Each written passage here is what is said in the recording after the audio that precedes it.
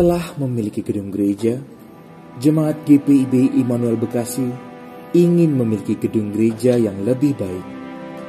Dan secara khusus, Sinode menegaskan Pendeta Tete Lepta berpelayanan di GPIB Immanuel Bekasi. Yang pertama, untuk mutasi ke Jemaat Immanuel di Bekasi, itu saya mendapat informasi dari Majelis Sinode. Jadi Majelis Sinode arahkan saya untuk masuk ke Jemaat Immanuel di Bekasi dengan tugas yang paling utama itu adalah membangun gedung gereja. Tentu mempersiapkan juga jemaat ya, untuk berperan karena sangat dibutuhkan kualitas rohani daripada jemaat untuk berperan membangun gedung gereja. Proses pertama tentu perkenalan dulu sama majelis jemaat. Kemudian jemaat dari sektor ke sektor itu ada sampai sekarang 10 ya. Sama Narogong itu masih jadi 11 sektor. Dengan catatan Narogong itu dipersiapkan untuk jadi Bajem dan diproses. Nah, kemudian langkah berikutnya tentu dalam kerjasama dengan majelis jemaat dan dituangkan dalam program kerja dan anggaran majelis jemaat. Nah, itu urusan yang pertama itu dengan TNI Angkatan Udara. Dan itu prosesnya panjang. Sampai ada rekomendasi dari TNI Angkatan Udara itu mereka serahkan tanah itu untuk pembangunan gedung gereja, walaupun gedung gereja darurat ya bisa kita katakan gitu, itu sudah ada, cuma karena jemaatnya itu sangat banyak, jadi dibuatlah tenda-tenda kiri kanan muka belakang gitu ya. Dalam proses pembangunan saat itu, Pendeta Tete Lepta beserta majelis jemaat mendapat tantangan demi tantangan. Tantangan yang dalam proses itu yaitu dengan orang-orang di sekitar situ, maksudnya di kompleks. Khususnya yang langsung berdekatan dengan gedung gereja. Cuma ya kita mesti arif dan bijaksana, tulus seperti merpati, cerdik seperti ular gitu kan. Tapi nggak jadi ular gitu. Kita kontak sama RT, RW itu. Jadi RW-nya yang paling berperan. Sampai dia juga usul supaya kita berperan. Yang tadi saya ceritakan, jalan masuk ke gedung gereja, letter U itu diaspal oleh Immanuel Bekasi. Dengan pengalaman yang dimiliki oleh Pendeta Tete Lepta, ia menerapkan berbagai cara untuk kelancaran proses pembangunan saat itu. Di pastori sekarang ini, yang jadi pastori sekarang ini, itu tanah kosong dengan rumah asli yang kecil. Dan kita usahakan supaya kita beli tanah itu. Dengan catatan untuk bangun pastori. Jadi seingat saya itu bangun pastori dulu. Jadi rencananya kita blok lah sekitar itu. Tapi sampai sekarang kan sudah realisasi juga, karena waktu saya juga harus pindah dan sebagainya. Rumah yang sekarang jadi pendeta jemaat itu warga jemaat punya, saya lupa namanya, orang Ambon. Kemudian di sebelah itu juga dibeli.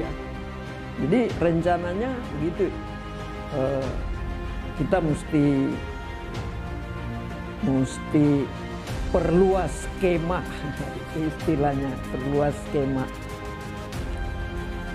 Jadi pembangunan jalan mungkin 60% gitu saya pindah. Pembangunan gedung gereja ya, pastori sudah oke.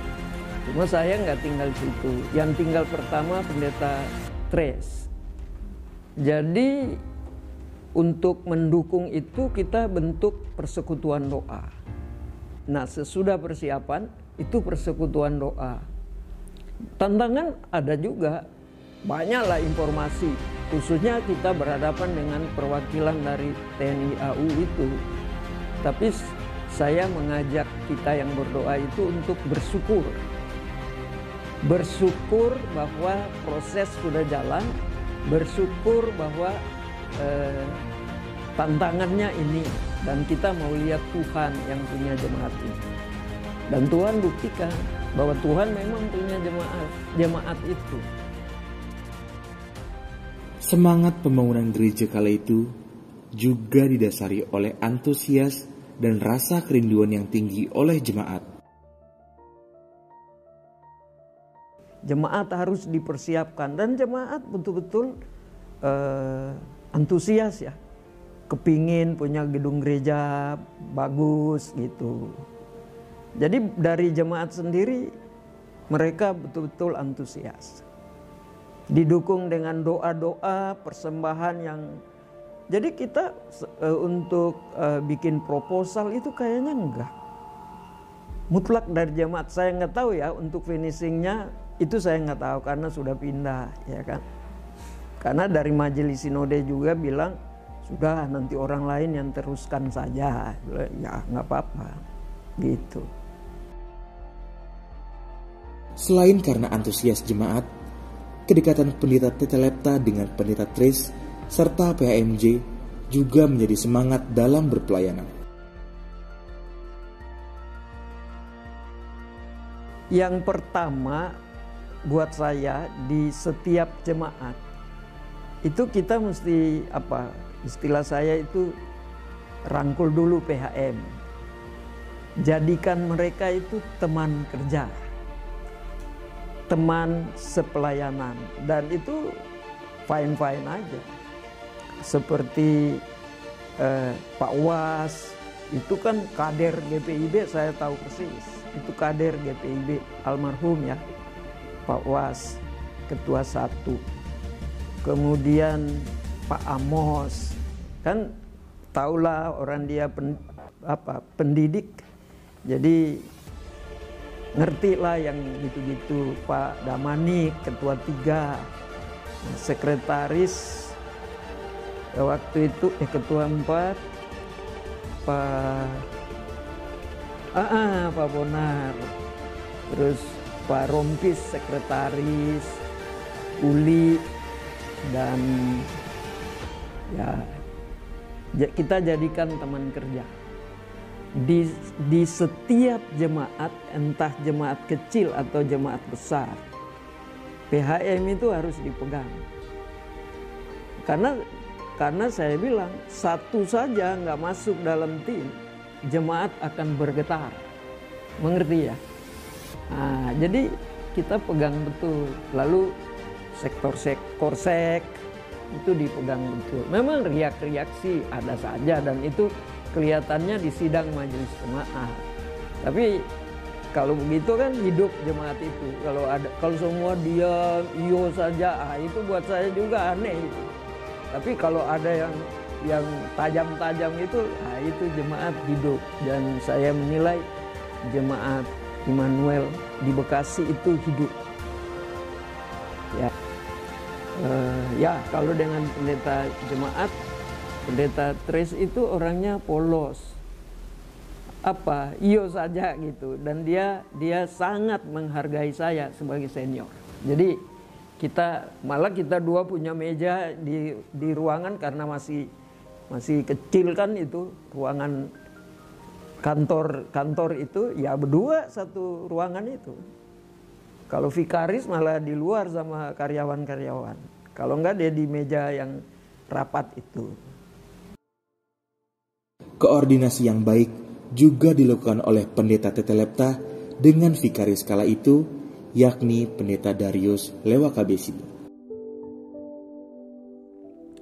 Vikaris saya itu Pendeta Darius Lewakabesi. Nah, pernah saya cuti besar 3 bulan. Kan mesti kasih tugas buat vikaris, nanti dia lolo aja 3 bulan, ya toh. Terus tugasnya berkunjung kepada jemaat. Sampai kita pernah masukkan dalam program itu, ibadah keluarga itu diaken penatua dengan dia punya 15 kakak. Jadi orang itu nggak ada alasan rumahnya kecil, jauh gitu, nggak ada. Dan itu sangat hidup. Itu hasil dari perkunjungan penelitian vikaris. Setelah saya pulang, kita kaji, masukkan di program. Wah, kolektenya banyak. Tegas dan kritis. Itulah yang menjadi ingatan Jemaat Immanuel Bekasi jika mengingat seorang Pendeta Tetelepta. Hal itu terbukti dari beberapa kebijakan yang diambilnya saat itu. Saya ingat betul kritikan saya terhadap presbiter di Immanuel itu karena waktu itu pertama kali saya melayani itu pemberkatan perkawinan. Terus saya datang, itu presbiter semua pakai baniang putih. Tahu baniang? Yang kalau pendeta pimpin orang meninggal gitu ada pakai itu, sama kalau bapak-bapak pakai celana hitam, ibu-ibu rok hitam gitu. Terus saya tanya sama waktu itu Mice, kepala kantor ya, Mice. Dia udah pulang ke Ambon. Tapi waktu saya itu, terus Eli, Eka, itu pendeta banyak betul di luar. Yang mana, Bu? Itu pakai baniang. Bukan, itu presbiter mau bertugas. Nah itu kritikan saya pertama di sidang majelis jemaat, dan sedikit karena bukan saya ya, pendeta yang pulang dari persidangan sinode itu, waktu itu persidangan sinode di Makassar kalau salah, yang menetapkan pakaian jabatan, pakaian pelayanan presbiter itu.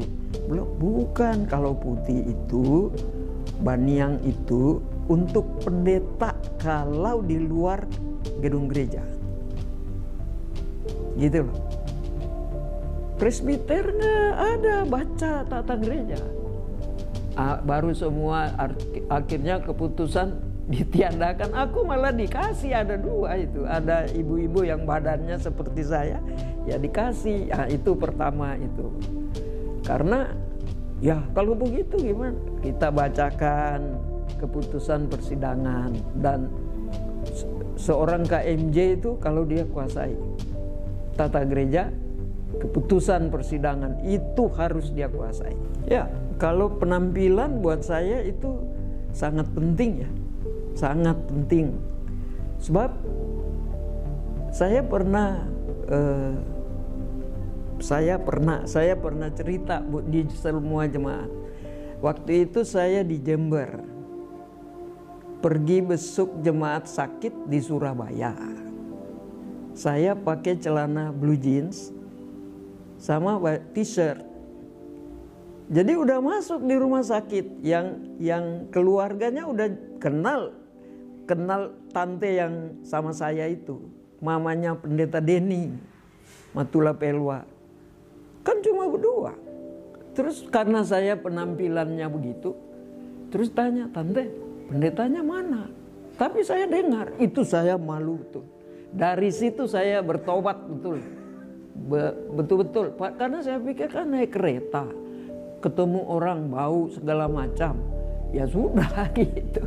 Nah, jadi dari situ saya punya kesimpulan penampilan itu harus diperhitungkan gitu.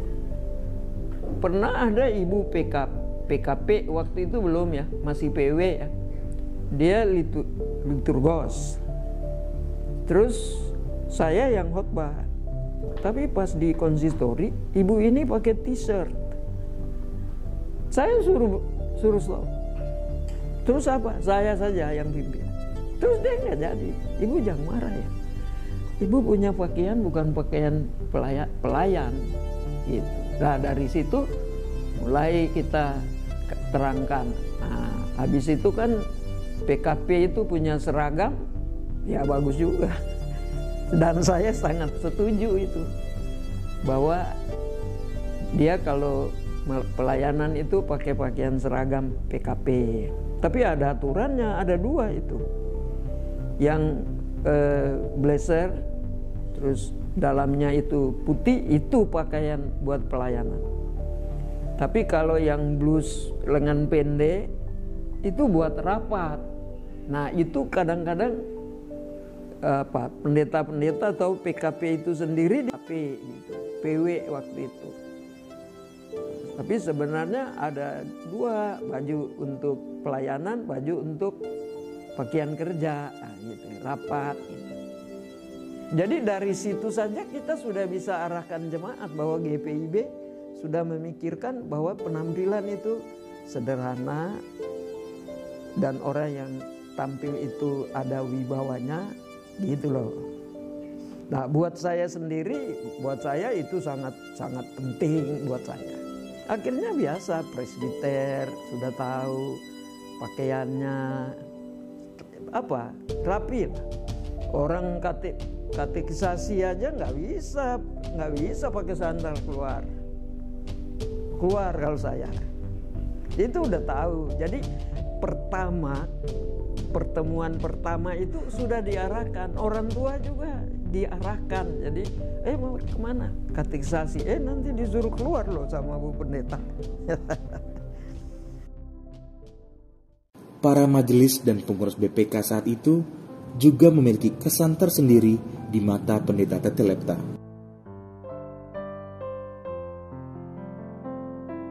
Ya, jadi tadi saya bilang PHM itu teman kerja. Nah, itu kita tularkan ke sektor-sektor.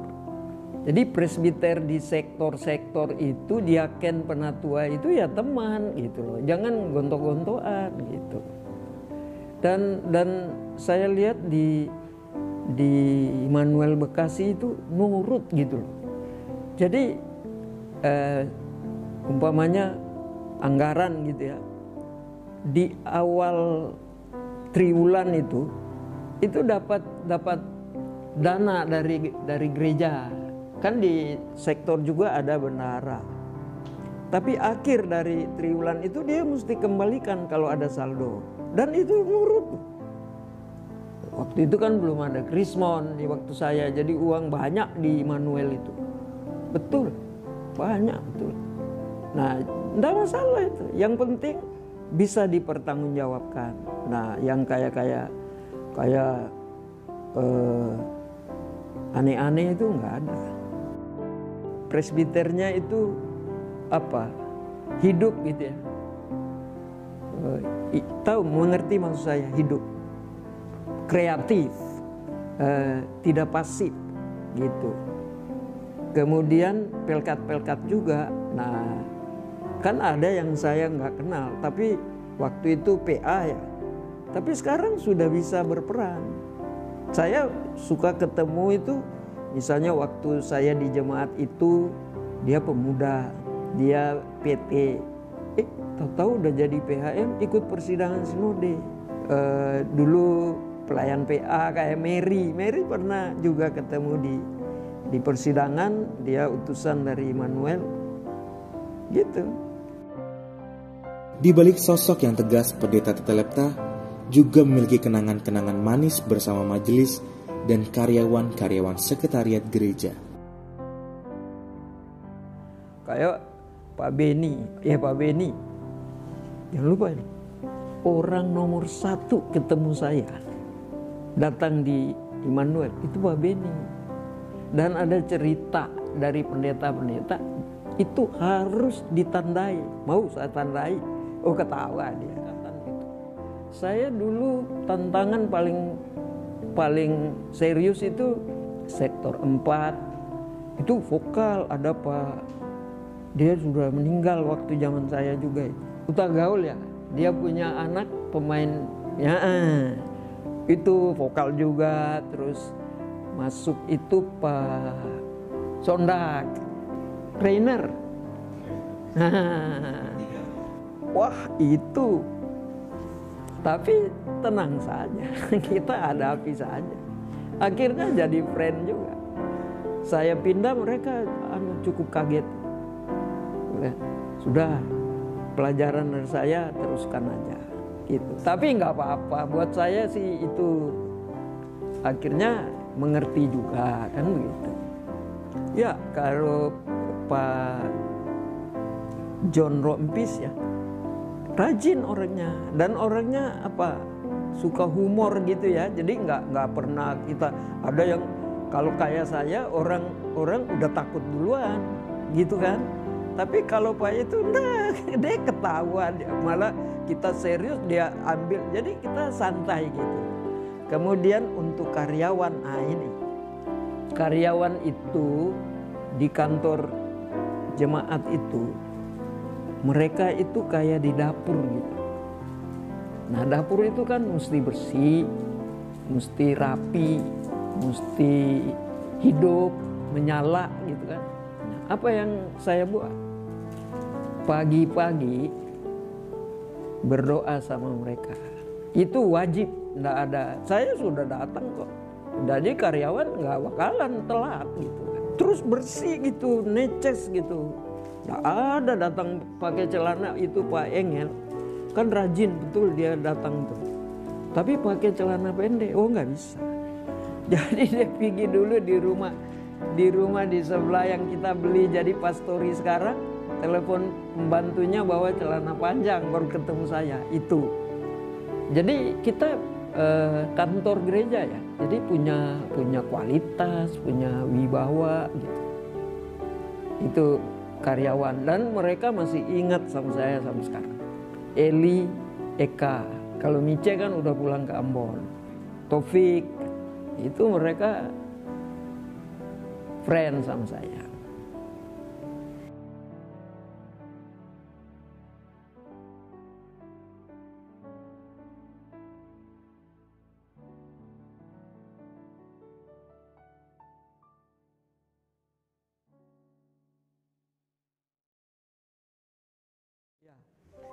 Jadi ya, yang pertama itu kita temui dulu kualitas.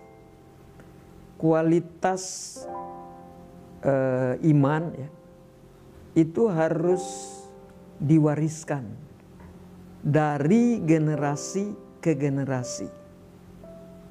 Nah, itu dulu. Kalau itu stuck, berhenti, agak susah itu. Mau ketemu kader-kader itu sangat susah. Jadi kaderisasi di jemaat itu sangat perlu. Nah, dulu saya sangat setuju dengan pemikiran di GPIB, kalau mau jadi presbiter dia kader gitu loh. Maksudnya pernah pelayan PA, pengurus GP, gitu-gitu loh. Terus kita kaji lagi, loh kalau itu berapa orang? Pelayan PA berapa orang? Presbiter di Immanuel dulu lebih dari 100 loh. Waktu zaman saya tuh masih Narogong masuk. Jadi enggak ada kader itu 100 itu enggak ada. Jadi kita lihat saja keaktifan gitu-gitu. Yang penting kualitas itu harus ditanamkan terus-terus. Yang pertama harapan itu jemaat Immanuel Bekasi harus tahu ya secara pasti bahwa kepala jemaat itu Yesus Kristus. Yesus Kristus cuma satu. Nggak ada dua, nggak ada beda-beda gitu, cuma satu. Nah itu jadi fokus, jadi kekuatan dalam persekutuan itu. Walaupun sektornya ada berapa? 10 ya? 9, 2 kena rogong itu ya. Nah itu tetap Yesus Kristus itu satu. Kemudian jemaat juga ya, ada kulitnya putih, hitam, rambutnya hitam, lurus, keriting, tapi tetap fokusnya cuma satu. Jadi kalau kita fokus di situ, ya keperbedaan itu nggak ada. Tugas kita sebagai tubuh Kristus, kita ikut berperan, ya toh. Biar kecil saya berfungsi sebagai kuku, ya toh. Kalau jari nggak ada kuku, aneh juga deh duduk tutup tangan terus karena kukunya nggak ada. Tapi kalau ada deh pamer, apalagi dipakai macam-macam gitu ya. Nah itu. Jadi biar kecil tapi saya mau berperan, saya mau berfungsi membangun tubuh Kristus di Jemaat Immanuel Bekasi.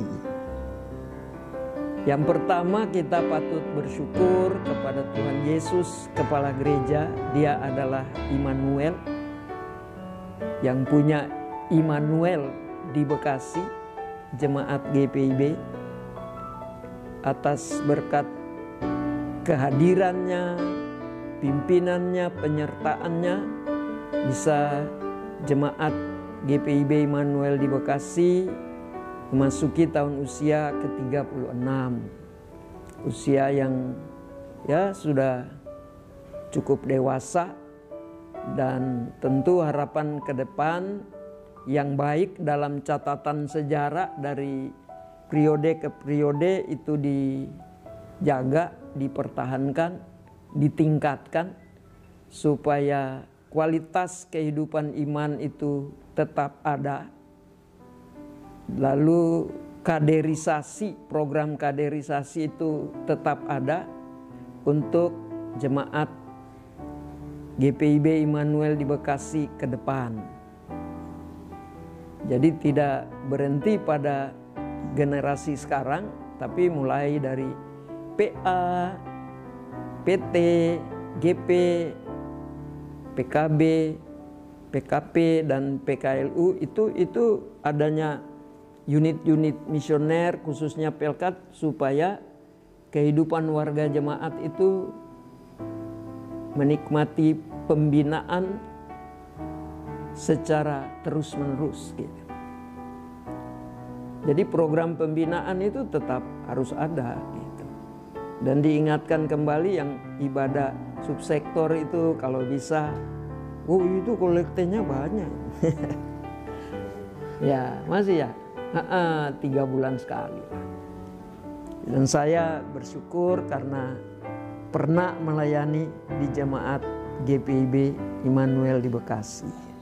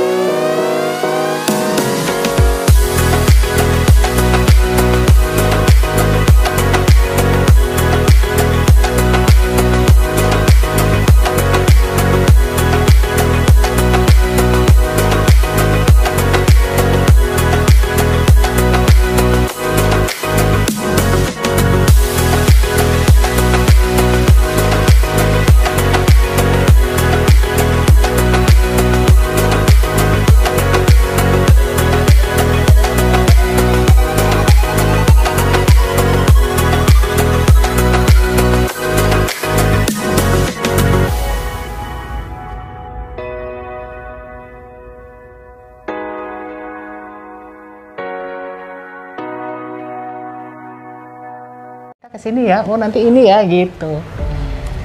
Sampai sekarang ya, sampai sekarang. Jadi ada event-event tertentu yang membuat kami harus ke sana. Nah itu walaupun sedikit, cuman pasti ada deh ngumpulnya itu. Gitu. pengalaman pertama adalah saya mendapatkan kepercayaan karena hadir sebagai ketua majelis jemaat.